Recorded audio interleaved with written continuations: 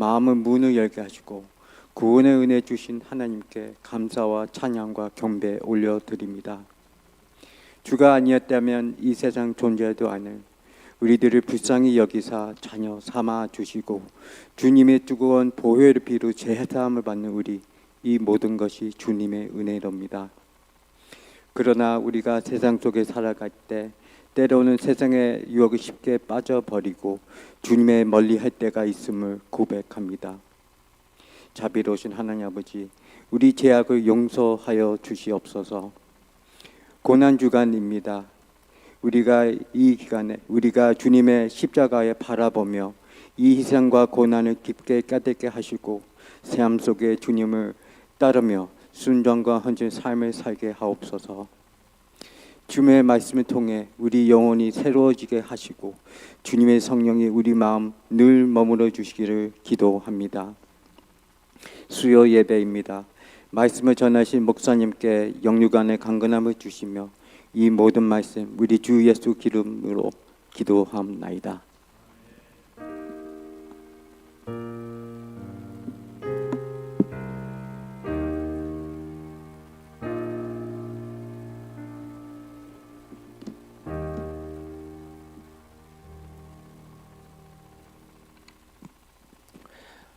할렐루야, 반갑습니다. 네, 예배 자리에 나오신, 은혜 자리에 나오신 여러분 진심으로 환영하고 축복합니다. 먼저 말씀 나누기 전에 잠시 광고 말씀드리면 다 알고 계시지만 저희가 지금 고난주간 특별 새벽 기도를 진행 중에 있습니다. 그래서 아침 6시 그리고 5시 반, 6시 이렇게 예배 드리고 있으니까요. 여러분 많이 참여해 주셔서 예배 자리에 나오셔서 하나님 말씀 사모하시고 기도하시는 여러분 되셨으면 좋겠습니다. 또 성금요일에 8시에 저녁 8시에 EM과 함께 연합 예배가 있습니다. 그 자리에도 여러분 은혜 사모하시고 함께 금요일에 나와서 함께 많은 은혜 나누셨으면 좋겠습니다. 함께 오늘 말씀 나눌 말씀은 마가복음 14장 32절에서 42절 말씀입니다. 마가복음 14장 32절에서 42절 말씀입니다. 저와 여러분이 한 절씩 번갈아 가며 읽도록 하겠습니다. 저 먼저 읽겠습니다. 그들은 겟세마네라고 하는 곳에 이르렀다. 예수께서 제자들에게 말씀하시기를 내가 기도하는 동안에 너희는 여기에 앉아 있어라 하시고 베드로와 야고보와 요한을 데리고 가셨다. 예수께서는 매우 놀라며 괴로워하기 시작하셨다. 그래서 그들에게 말씀하셨다. 내 마음이 근심에 쌓여 죽을 지경이다. 너희는 여기에 머물러서 깨어 있어라. 그리고서 조금 나가서 땅에 엎드려 기도하시기를 될 수만 있으면 이 시간이 자기에게서 비껴가게 해달라고 하셨다. 예수께서는 이렇게 말씀하셨다. 아빠, 아버지께서는 모든 일을 하실 수 있으시니 내게서 이 잔을 거두어 주십시오. 그러나 내 뜻대로 하지 마시고 아버지의 뜻대로 하여 주십시오. 그런 다음에 돌아와서 보시니 제자들은 자고 있었다. 그래서 베드로에게 말씀하셨다. 시몬아, 자고 있느냐? 너희는 유혹에 빠지지 않도록 깨어서 기도하여라. 마음은 원하지만 육신이 약하구나. 예수께서 다시 떠나가서 같은 말씀으로 기도하시고 다시 와서 보시니 그들은 자고 있었다. 그들은 졸려서 눈을 뜰 수 없었던 것이다. 그들은 예수께 무슨 말로 대답해야 할지를 몰랐다. 예수께서 세 번째 와서 그들에게 말씀하셨다. 남은 시간을 자고 쉬어라. 그 정도면 넉넉하다. 때가 왔다. 보아라. 인자는 죄인들의 손에 넣어. 함께 읽도록 하겠습니다. 일어나서 가자. 보아라. 나를 넘겨줄 자가 가까이 왔다. 아멘. 오늘 특별히 고난주간 가운데 있는 수요 예배에 이 고난 가운데 기도하신 예수님이라는 주제 말씀을 가지고 오늘 본문 말씀을 택하게 되었습니다. 여러분, 그 은혜로운 고난주간 보내고 계신지요? 저희 아침 새벽마다 또 목사님과 크리스티 목사님께서 죄에 대한 다양한 죄에 대해서 말씀을 나눠주시면서 참 나도 모르게 알게 모르게 지었던 그런 많은 죄들을 돌아보는 귀한 시간들을 갖고 있는 것 같습니다. 또 특별히 우리가 이 고난 주간에는 십자가와 예수 그리스도께서 우리를 위해 인류를 위해 지신 그 고난을 묵상하는 시간을 특별히 갖게 되죠. 뭐 우리가 1년 내내 십자가를 묵상해야 하겠지만 특별히 이 고난 주간 가운데 더욱더 더 이 기간을 기회로 삼아서 십자가와 주님이 우리 삶 가운데 받으신 그 고난이 무엇인지를 묵상하는, 그래서 우리가 예수님께로 더 가까이 한 발자국 나아갈 수 있는 그런 고난 주간이 되었으면 좋겠습니다. 특별히 오늘 이 말씀은 너무나도 여러분들 잘 아시는 말씀이죠. 겟세마네 기도라고 우리가 알려져 있는 그 장면입니다. 고난 주간에 일어난 일주일의 기간 동안 예수님께서 예루살렘 성에 입성하셔서, 우리가 지난 주일에 지킨 것처럼 종려 주일에 예수님께서 예루살렘에 입성하셔서 일주일간 많은 일들이 있었습니다. 비둘기 상 바꾸는 자들을 성전을 정화하신 일들도 있었고, 무화과 나무를 저주하신 일들도 있었고, 또 제자들과 함께 같이 성 만찬을 하신 다양한 일들이 있었는데, 그 가운데에서 오늘 이 겟세마네 기도도 한 가지의 이제 사건인 것이죠. 예수님께서 잡히시기 전 겟세마네 동산에서 기도하셨던 사건을 통해서 오늘 우리가 하나님의 은혜의 말씀을 나누길 원합니다. 예수님의 겟세마네 기도는 우리에게 잘 알려진 기도입니다. 어찌 보면 성경에서 양대 산맥이라고 볼 수 있는 예수님이 가르치신 주기도문과 함께 예수님의 기도로서 우리에게 잘 알려져 있죠. 또 한편 이것은 잘 알려져 있을 뿐만 아니라 그만큼 우리에게 기도란 무엇인가, 우리는 어떻게 기도해야 하는가라는 기도의 표본을 보여주는 기도이기도 합니다. 이 기도를 통해서 오늘 우리가 살펴보면서 몇 가지 교훈을 나누길 원합니다. 첫 번째 교훈은 오늘 본문을 통해서 우리가 배울 수 있는 말씀은 이 말씀의 제목처럼 예수님은 고난 가운데 기도하셨다는 것이죠. 예수님은 자신의 큰 문제를 앞두고 진지하게 기도로 준비하시고 그것들을 해 나가시는 모습을 볼 수 있습니다. 예수님의 삶 전체를 보시면 기도를 빼고는 말할 수 없습니다. 예수님의 삶과 사역은 곧 기도라고 해도 과언이 아닐 정도인 것이죠. 예수님께서 공생의 사역을, 그분의 사역을 시작하실 때에 예수님은 기도로 시작하셨습니다. 40일간 금식 기도하시고 마귀에게 시험을 받으셨지만 그것은 하나님의 말씀과 기도로 승리하여 이기시죠. 그리고 예수님께서 여러 가지 많은 사역들과 이런 일들을 감당하시지만 꼭 잊지 않으셨던 것은 중간중간에 한적한 곳에 가셔서 기도하셨습니다. 그리고 제자들에게 너희들은 이렇게 기도하라 라고 기도를 가르치시기도 하셨고, 또 오늘 우리가 보는 것처럼 예수님의 삶의 마지막에 그 순간이 다가오는 이 중요한 절체절명의 시기에 바로 기도로 십자가 사역을 준비하는 것을 볼 수 있습니다. 그래서 예수님의 사역의 시작은 곧 기도요, 그리고 마지막 십자가 사역까지도 기도로 준비하시며 그 일들을 이뤄가신 것을 볼 수 있다는 것이죠. 우리의 삶도 마찬가지로, 우리의 사역도 마찬가지로, 그리고 우리의 인생도 마찬가지로 항상 기도가 선행되어야 하는 것인 줄로 믿습니다. 여러분, 왜 우리가 이 하루를 아침에 새벽에 기도로 시작하여, 또 오늘 여러분 바쁘신 와중 가운데, 피곤하신 와중 가운데 이렇게 발걸음을 하셔서 교회에 나와서 기도하고 예배하십니까? 바로 오늘도 이 하루를 시작하면서, 그리고 이 하루를 마치면서 내일을 또한 새로운 하루를 맞이하기에 앞서 주님이 우리를 붙들어 주시지 않는다면 우리는 너무나 연약한 죄인이기 때문에, 오늘도 하나님 앞에 불순종할 수밖에 없는 연약한 인간이기 때문인 것이죠.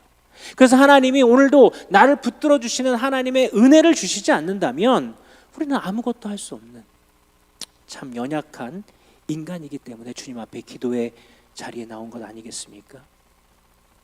오늘 예수님도 이 십자가의 그 사역, 정말 중요한 중대한 사역을 앞두고 기도하시면서 오늘 본문에 뭐라고 이야기하시냐면, 기도하시기 전에 심히 괴로워하셨다라고 이야기하고 계세요. 33절 34절 말씀을 한번 보실까요? 33절 34절에 이렇게 얘기합니다. 베드로와 야고보와 요한을 데리고 가셨다. 예수께서는 매우 놀라며 괴로워하기 시작하셨다. 그래서 그들에게 말씀하셨다. 내 마음이 근심에 쌓여 죽을 지경이다. 너희는 여기에 머물러서 깨어 있어라 라고 이야기합니다. 자, 예수님께서 매우 놀라며 괴로워하셨다는 것이죠. 그 십자가를 지시기 전에.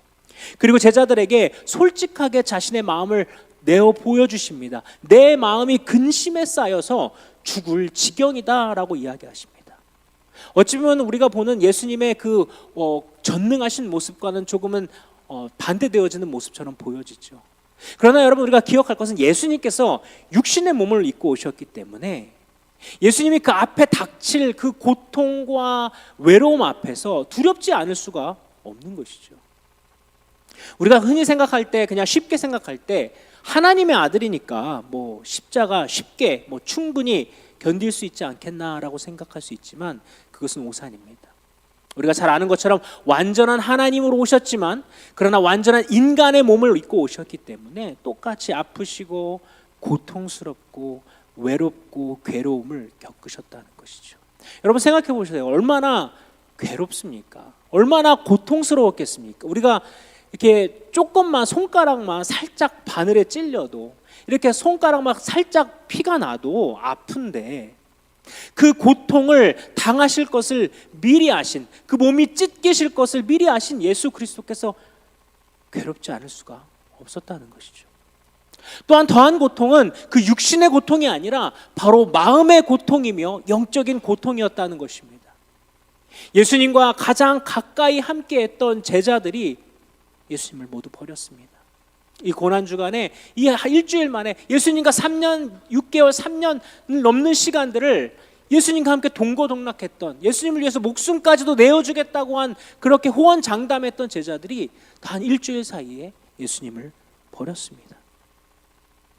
가장 가까이 했던 베드로, 야고보, 요한도 예수님의 마음을 전혀 이해하지 못합니다. 예수님께서 지금 슬퍼하시면서 고민하여 죽게 되었다고까지 얘기하시는데 지금 제자들은 이해하지 못해요. 한 시간도 깨어 기도할 수 없었습니다. 여러분 얼마나 외로우셨겠습니까? 예수님께서 철저한 외로움과 싸우셨다는 것이죠. 오직 예수님께서는 다른 누군가 제자들과 함께 그 짐을 나눠지신 것이 아니라 홀로 그 부르심, 그 십자가라는 그 부르심을 감당하셨다는 것입니다. 여러분 우리도 주님의 부르심을 따라 살아가다 보면은요, 하나님의 계획, 하나님의 삶을 우리가 살아가다 보면 계획에 없는 고난, 어려움을 당할 때도 있다는 것이죠. 아무도 내 마음을 몰라주는 것 같고 아무도 이해해주지 모르는 것 같고 나 혼자라고 느껴지는 때, 여러분 그런 때 없으십니까?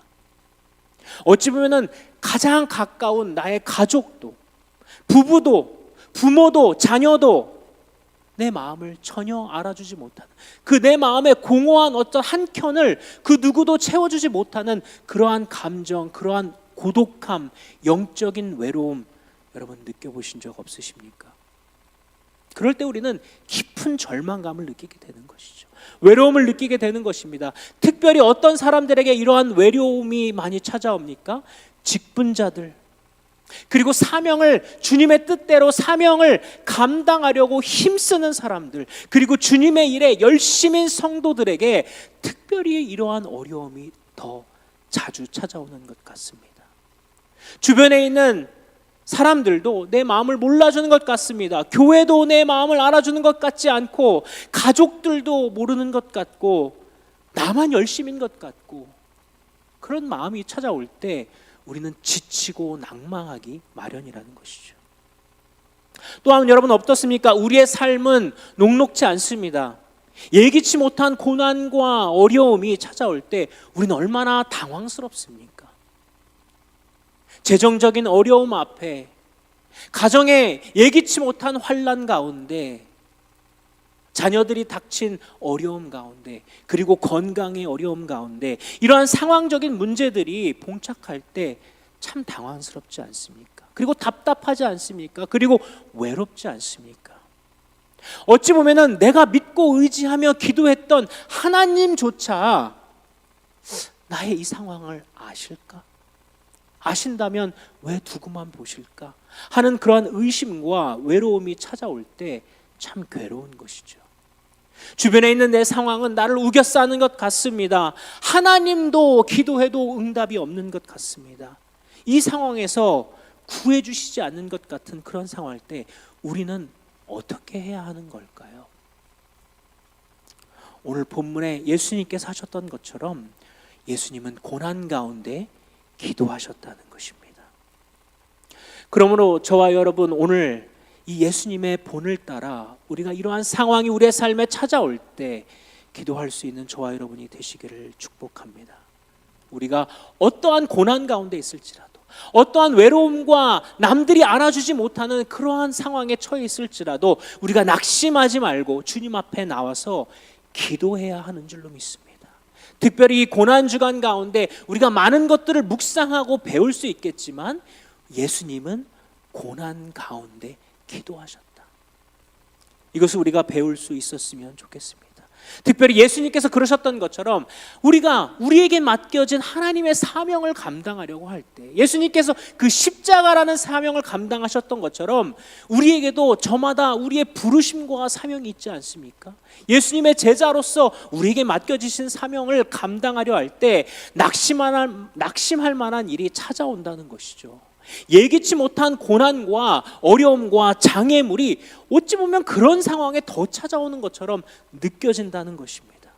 예수님이 그러셨던 것처럼 가장 신뢰하는 사람이 내 마음을 알아주지 않고 외면하는 것처럼, 아무도 나를 이해하지 못하는 것처럼 느껴지는 때 우리는 어떻습니까? 하나님의 사명이고 부르심이고 뭐고 다 포기하고 싶잖아요. 다 내려놓고 싶잖아요. 두렵잖아요. 그러나 여러분 기억해야 할 것은 이것이 바로 사단이 원하는 것이라는 것입니다.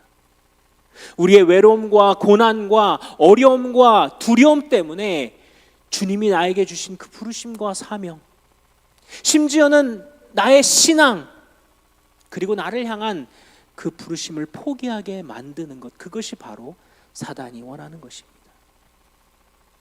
가족을 위해 기도하고 섬기는데 그들이 몰라줄 때, 가족을 위해서 끊임없이 눈물을 흘리며 그들의 구원을 위해, 또한 그들의 변화를 위해 기도할 때 변화되어지지 않는 것 같을 때 상심과 포기하고 싶은 마음이 찾아오는 것이죠. 또 나는 교회 지체들을 위해서, 저 사람을 위해서 하나님의 사랑과 용서를 드러내려고 애를 쓰는데 돌아오는 것은 오히려 배신과 서운한 것으로 돌아올 때 우리는 예수님이고 뭐고 교회고 뭐고 사명이고 뭐고 다 그만두고 싶은 것이 우리 인간의 연약함이고 우리의 마음 아니겠습니까? 그러나 기억할 것은 그럼에도 불구하고 하나님이 나에게 맡겨주신 그 부르심과 사명을 성취하기 위해, 끝내 그것을 이루기 위해 포기하지 말고 기도하라는 것이 오늘 본문이 우리에게 가르치고 있는 교훈이라는 것입니다. 그러한 삶이 찾아올 때 예수님처럼 기도로 모든 것을 이겨내고 주님의 부르심을 성취하는 것이죠. 아무도 나를 돕는 사람이 없을 때도, 아무도 알아주지 않는 것 같을 때라도 오히려 돌아오는 것은 반대로 뻔뻔함과 배신과 부당함일지라도 우리가 끝까지 주님의 부르심에 순종하며 나아갈 수 있도록 기도하는 저와 여러분 되었으면 좋겠습니다. 고난주간에 주님 앞에 그러한 제목들을 가지고 기도하며 싸워서 승리해야 한다는 것이죠. 여러분, 저와 여러분 모두 예수 그리스도의 제자로 부르심 받은 줄로 믿습니다. 그렇다면 그것은, 예수님의 제자라는 것은 무엇일까요? 나를 통해 예수님의 사랑과 복음이 드러나야 한다는 것이죠. 그러나 우리는 고난과 역경이 맞서올 때 우리의 힘으로는 도저히 그 부르심을 감당할 수 없습니다. 나의 연약한 성품으로는 그것을 해낼 수 없다는 것이죠. 그러므로 우리는 기도해야 한다는 것입니다. 그 부르심, 예수 그리스도의 제자라는 그 부르심을 오늘도 나의 삶을 통해 성취하도록 기도해야 한다는 것입니다. 두 번째, 오늘 본문을 통해서 깨닫게 되어지는 교훈은 예수님의 기도 내용을 우리가 살펴볼 때 그 기도 내용을 통해서 볼 수 있습니다. 36절 말씀입니다. 우리 한번 같이 한번 읽어보실까요? 예수께서는 이렇게 말씀하셨다. 아빠, 아버지께서는 모든 일을 하실 수 있으시니 내게서 이 잔을 거두어 주십시오. 그러나 내 뜻대로 하지 마시고 아버지의 뜻대로 하여 주십시오. 아버지께서는 모든 일을 하실 수 있으시니 내게서 이 잔을 거두어 주십시오. 아버지께서는 모든 일을 하실 수 있다. 여러분, 이것은 참으로 믿음의 고백입니다. 하나님은 전능하신 분이십니다. 예수님을 고통에서 구원하실 수 있으신 분이시죠. 나를 잘되게 하실 수 있는 분이십니다. 내게 물질을 주실 수 있는 분이시고, 나를 건강케 하시기도 부욕케 하시기도, 우리의 가정에 평안을 주실 수도 있는 분이시며, 내 사업의 성공도 얼마든지 주실 수 있으신 분이라는 거예요. 이러한 믿음의 고백, 우리 가운데 고백되어져야 할 줄로 믿습니다. 아버지께서는 모든 일을 하실 수 있으시다는 것이죠. 너무나 중요한 믿음의 고백이라는 거예요. 여러분, 우리 안에는 이러한 고백이 있습니까? 정말 아버지가 하시면 모든 것을 하실 수 있다. 내 삶의 문제점 아버지께는 아무것도 아니다 라는 이 고백이 예수님께는 있으셨다는 것이죠. 너무나 중요한 고백입니다. 그런데 이 고백에서만 또한 그쳐서도 안 됩니다. 우리 대부분의 문제는, 대부분의 사람의 기도가 여기에서 그친다는 것이죠. 하나님, 모든 것을 가능케 하실 수 있으니 나에게 복을 주십시오. 축복의 메시지만 듣고 전하기를 우리가 좋아한다는 것입니다. 사람들이, 그리스도인들이 되어지면 기도할 때 우리가 흔히 착각하는 것이, 예수님 믿는 것이, 기도하는 것이 도깨비 방망이처럼 혹은 진이 요정처럼 우리가 착각할 때가 있다는 것이죠. 그런데 여러분, 기도가 본래 무엇입니까? 기도가 무엇입니까? 내 원하는 것을 이루어 달라고 하는 것이 기도가 아니라는 것이죠. 기도는 하나님의 뜻이 이 땅에서 성취되어지게 해달라고 선포하는 것이 바로 기도의 본질이라는 것입니다.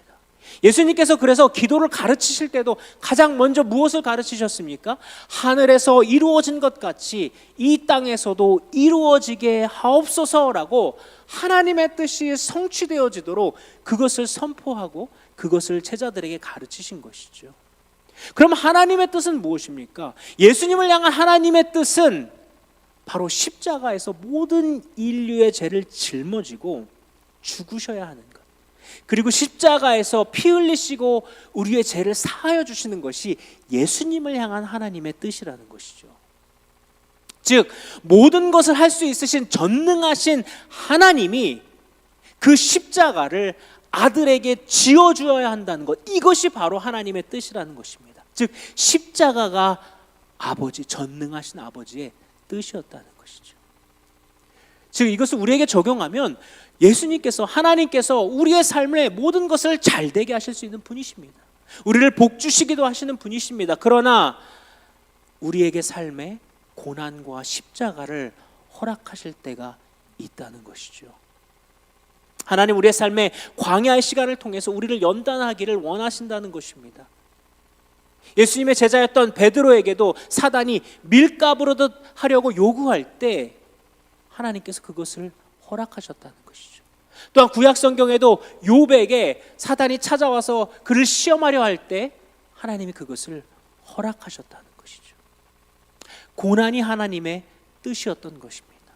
때문에 여러분, 우리가 단순히 이 고난을 나에게서 치워주십시오, 하나님 나에게서 이것을 치워주시고 복을 이제 내려주십시오라고 그냥 단순히 자동적으로 기계적으로 기도할 것이 아니라, 우리는 먼저 하나님의 뜻을 알게 해달라고 기도해야 한다는 것이죠. 그리고 그것이 하나님의 뜻이라면, 그 고난의 하나님이, 그 시험이 하나님이 뜻이라면 내게 그 시험을 이길 수 있는 힘을 달라고 우리가 기도해야 하는 것이 올바른 기도라는 것입니다. 하지만 우리가 이것을 이론적으로는 알지만, 얼마나 우리가 예수님의 그 기도에, 오늘 본문에서 본 예수님의 그 완전하시고 온전하신 그 기도에 절반만 할 때가 얼마나 많이 있냐는 것이죠. 내 뜻대로 마옵시고 아버지의 뜻대로 하옵소서, 그 뒤에, 지금 이 뒤에 부분의 기도는 빼버리고, 하나님은 전능하시니까 이거 해주십시오, 내 사업을 축복해 주십시오, 나의 건강을 회복시켜 주십시오, 나의 물질의 복을 주십시오, 내 평안을 주십시오, 나에게 안전을 주십시오, 이렇게 이 반쪽짜리의 기도를 우리가 얼마나 하고 있냐는 것입니다. 혹은 반대로 오늘 예수님의 기도와는 반대로 정반대로 아버지 뜻대로 마옵시고 내 뜻대로 해주십시오라고 우리가 반대로 기도할 때가 종종 있지 않습니까? 우리는 기도의 제목을 바꿔야 한다는 것이죠. 기도의 방향성을 바꿔야 한다는 것입니다. 나에게서 아버지께 끊임없이 나의 토로를 아뢰는 것이 아니라 아버지께서 나에게 무엇을 원하시는지 이 기도의 방향을 전환해야 하는 줄로 믿습니다. 여러분, 우리가 종종 금식기도 하잖아요, 그렇죠? 결단하고 어떠한 중요한 일 앞에 금식기도 합니다. 금식기도 너무나 중요하죠. 성경에서도 금식기도를 가르치시고 금식기도의 능력에 대해서 이야기합니다. 왜 하죠, 근데? 우리가 잘못 기도하면 하나님 앞에서 단식투쟁처럼 할 때가 많이 있습니다. 이루어주세요. 안 그러면 나 죽어요. 나 그러면 안 먹어요. 라고 이렇게 마치 어린아이가 땡깡 부리듯이 이렇게 기도할 때가 참 저도 많이 있는 것 같습니다. 여러분, 자녀들이 우리가 어릴수록 땡깡을 많이 부리잖아요. 자기 고집대로 되지 않으면 땡깡 부려서 자기 뜻대로 하려고 하지 않습니까? 우리의 신앙도 우리가 더 이상 어린 이러한 신앙에 머무는 것이 아니라 특별히 고난주간을 우리가 주님 앞에 묵상하면서 우리 예수님을 한 발자국 닮아가는 그러한 성숙한 신앙일로 거듭날 수 있었으면 좋겠습니다. 세 번째로 오늘 본문을 통해서 우리가 배울 수 있는 것은 오늘 예수님이 3번 기도하셨다는 거예요. 자, 예수님께서 3번 기도하셨습니다. 그렇죠? 한 번 가서 기도했습니다. 그런데 평안함이 임하지 않고 여전히 예수님도 아까 말씀드렸던 것처럼 육신의 옷을 입고 오셨기 때문에 두려움이 있으셨던 거예요. 또 2번째 가서 기도하셨습니다. 그래도 그 마음에 평안함이 오지 않았습니다. 그리고 3번째 가서 기도하시고 일어섰을 때 마침내 그 마음에 참 평안이 임한 것을 볼 수 있습니다. 41절 말씀입니다. 예수께서 3번째 와서 그들에게 말씀하셨다. 남은 시간을 자고 쉬어라. 그 정도면 넉넉하다. 때가 왔다. 보아라, 인자는 죄인들의 손에 넘어간다. 일어나서 가자. 보아라, 나를 넘겨줄 자가 가까이 왔다. 지금 예수님께서는 기도하시면서 그 마음 가운데 담대함과 평안이 왔기 때문에 지금 제자들에게 오셔서 담대하게 말씀하시는 모습을 볼 수 있습니다.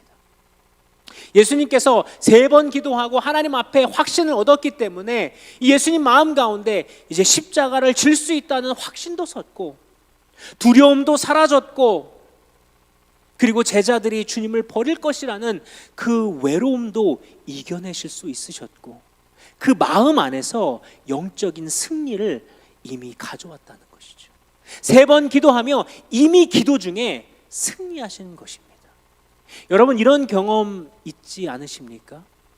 우리가 주님 앞에 기도하고 간절히 눈물로 혹은 호소하며 기도할 때 상황은 나아진 것은 사실 아무것도 없지만 기도하면서 이미 응답을 받아버린 거예요.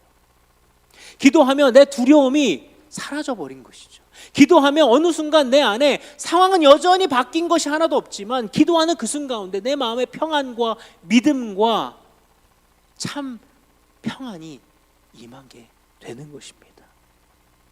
두려움도 외로움도 그리고 하나님의 뜻을 따라 이제 순종하려는 결단도 이 기도의 가운데 일어났다는 것이죠. 그러면 여러분, 우리가 이 본문을 통해서 배울 수 있는 중요한 사실은 바로 예수님께서는 평안이 임할 때까지 3번이고 기도하셨다는 것이죠. 이것이 단순히 그냥 3번만 기도하셨을까요? 아니요. 저는 만약 예수님께서 그 마음에 확신이 없으셨다면 4번, 5번, 6번, 7번 기도하셨을 것 같아요. 바울도 하나님 앞에 기도할 때 육체의 가시가 자신을 괴롭히는 것 같을 때 그 가운데 많은 번뇌와 고뇌함이 있지 않았습니까? 그런데 이 가시를 떠나게 해달라고 3번 기도했을 때 주님으로부터 응답을 받게 됩니다. 그리고 마음의 평안이 바울에게 비로소 찾아오게 되는 것이죠. 그러므로 여러분, 우리가 기도할 때 하나님 앞에 주님이 우리 가운데 평안과 확신을 주실 때까지 기도해야 하는 줄로 믿습니다. 주님의 음성과 주님의 응답을 우리가 받을 때까지 기도해야 한다는 것이죠. 그것이 바로 예수님의 기도였고 예수님께서도 우리 가운데 그렇게 기도하기를 원하신다는 것입니다.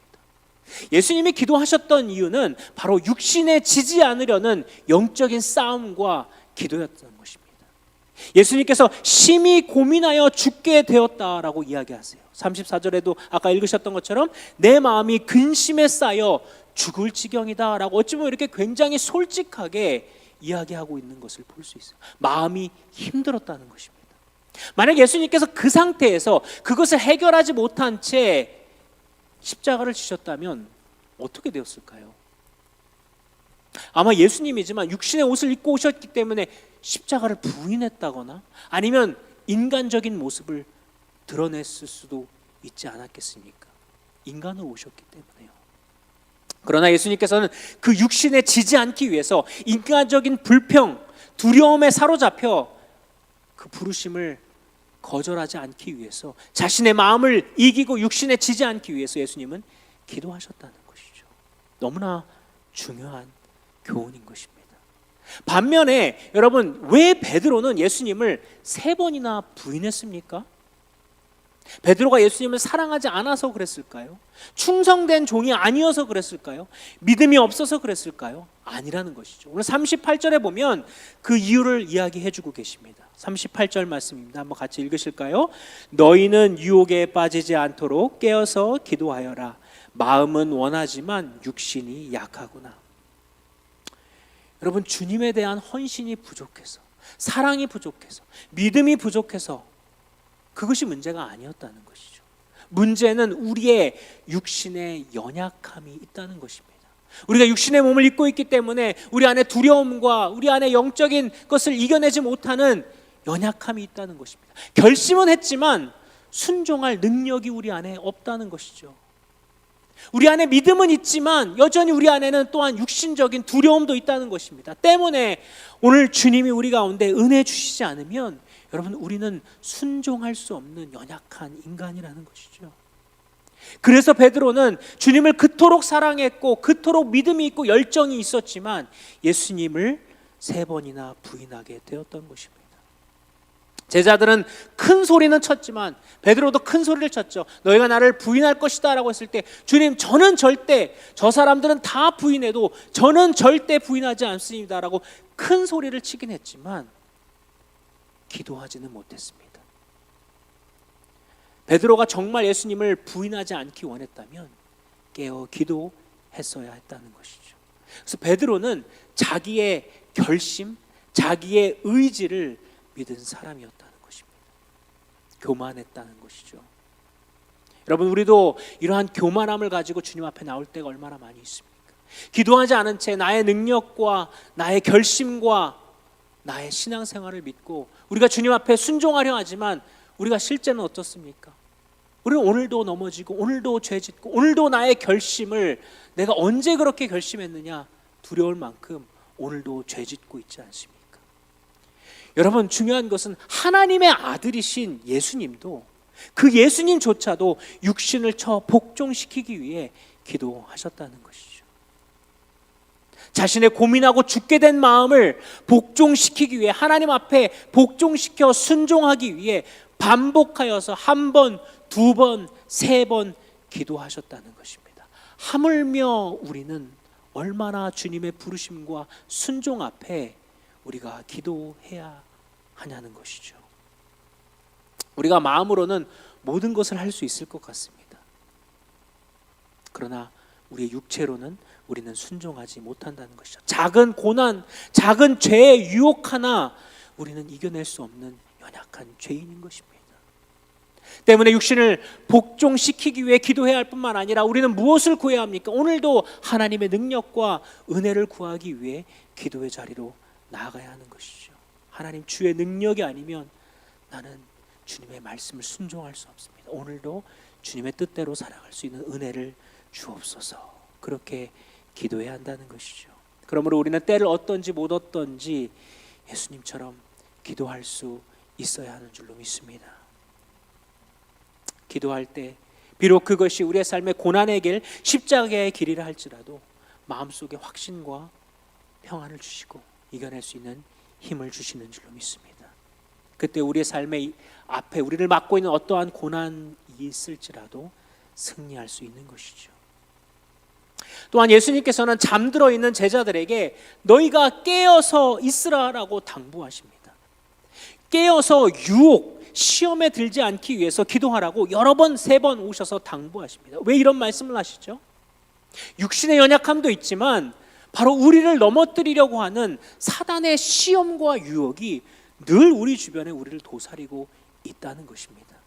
우는 사자와 같이 우리를 먹어 삼키려고 하는 지금도 그 유혹과 죄의 시험이 우리 앞에 있다는 거예요. 그래서 그 틈을 주지 않기 위해서 우리가 깨어 기도해야 한다고 예수님은 우리에게 가르치고 계십니다. 특별히 아까 말씀드린 것처럼 사명과 부르심 따라 살아가려고 하는 자들에게 이러한 시험과 유혹이 찾아옵니다. 하나님의 뜻대로, 하나님의 말씀대로 오늘도 실천하며 살아가려고 할 때 이상할이 많지, 그럴 때 참 찾아오지도 않던 유혹과, 그럴 때 오히려 나의 마음을 불질르는 사람들이 여러분 있지 않습니까? 그런 경험 다들 해보지 않으셨습니까? 이때 우리가 기도로 대비하지 못하면 혈기 부리고 넘어지고 주님의 사명과 부르심은커녕 사단의 도구가 되기 아주 십상이라는 것이죠. 여러분, 하나님께서 우리에게 주신 귀한 하나님의 이 교회에는 부르심과 사명이 있습니다. 특별히 저와 여러분이 몸담고 있는 우리 서울 장로 교회를 향해서도 마찬가지로 하나님의 특별한 부르심과 뜻이 있는 줄로 믿습니다. 하나님이 핏값 주시고 사신 이 교회를 향한 특별한 부르심과 뜻이 있다는 것이죠. 마치 예수님께서 그 십자가의 사명과 부르심이 있는 것처럼 이제는 예수님이 십자가에서 부활 승천하심으로 세워진 그 교회에 부르심과 뜻과 사명이 있다는 것입니다. 그런데 그 부르심과 뜻을 성취해 나아갈 때 늘 시험이 있고 늘 어려움이 있고 늘 장애물이 있다는 것이죠. 그럴 때 우리가 기도로 대비하고 기도하지 않으면 무너질 수 있고 그 부르심을 감당하지 못할 수 있다는 것을 오늘 예수님께서는 경고하고 계십니다. 그러므로 우리가 우리의 교회를 또 우리의 사랑하는 가정을 지키기 위해 또 귀한 우리 옆에 있는 성도 지체들, 성도 형제 자매들을 지키기 위해 우리가 함께 기도해야 하는 줄로 믿습니다.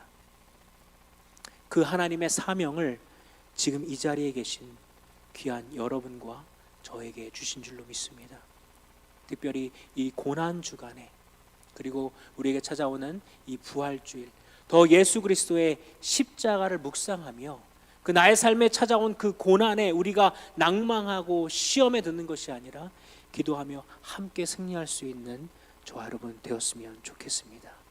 말씀을 마무리하기 원합니다. 여러분, 우리가 기도해야 할 때 기도하지 않았기 때문에 시험을 당할 때가 없었습니까? 참 많이 있죠. 그리고 어찌 보면 오늘도 우리는 그 어려움 가운데 넘어졌죠. 그럴수록 우리는 다시 한번 이 말씀, 예수 그리스도를 바라보며 넘어졌지만 그리고 또 넘어질 수 있지만 다시 깨어 기도할 수 있는 저와 여러분이 되었으면 좋겠습니다. 한 번으로, 예수님도 한 번으로 되지 않으셨기 때문에 2번, 3번 기도하셨다는 것이죠. 우리도 마찬가지로 한 번으로 될 것이라고 생각하면 그것은 큰 교만함인 것입니다. 3번, 4번, 5번 또 넘어질지라도 5번, 6번, 7번, 아니 어찌 보면 우리 주님이 오실 때까지 그리고 그 부르심을 감당하여 성취할 때까지 우리는 다시 잠들지라도 일어나 기도해야 하는 줄로 믿습니다. 왜냐하면 우리는 주님의 은혜 없이는 오늘도 살아갈 수 없기 때문이죠. 그 은혜 가운데 오늘도 나아가는 저와 여러분 되었으면 좋겠습니다. 함께 기도하시겠습니다.